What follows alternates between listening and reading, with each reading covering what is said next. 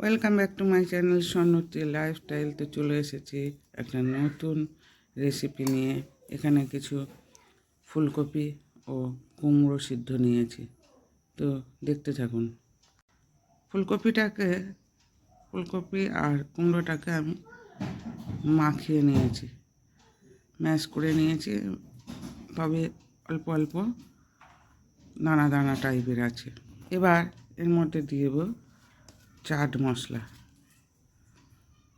এরপরে দেব অল্প জিরে গুঁড়ো, আর নিয়েছি কিছুটা ময়দা। এবার এটাকে আমি মাখিয়ে একটা ডো আকার তৈরি করব।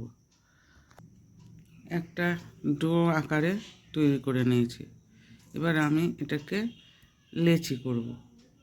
এবার এটাতে আমি সামান্য সাদা তেল দেব।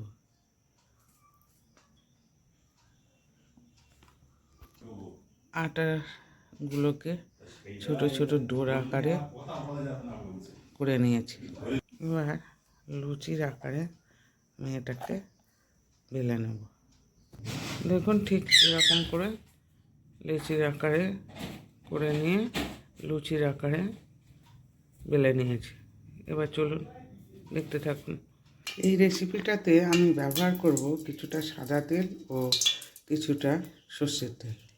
তো আমি কড়াইতে তেল দিয়ে দিয়েছি।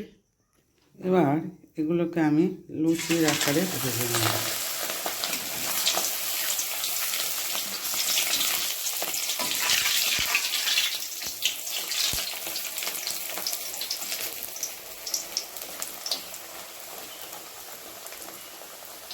দেখুন, লুচির আকারে আমি লাল লাল করে ভেজে নেব।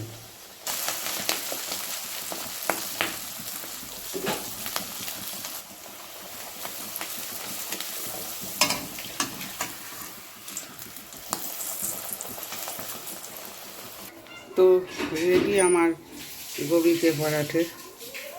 তো ফুলকপি আর কুমড়ো দিয়ে যে রেসিপিটা করেছি, আপনাদের কেমন লেগেছে প্লিজ পছন্দ হলে লাইক, সাবস্ক্রাইব অ্যান্ড শেয়ার করতে ভুলবেন না, সঙ্গে কমেন্টটাও করতে ভুলবেন না।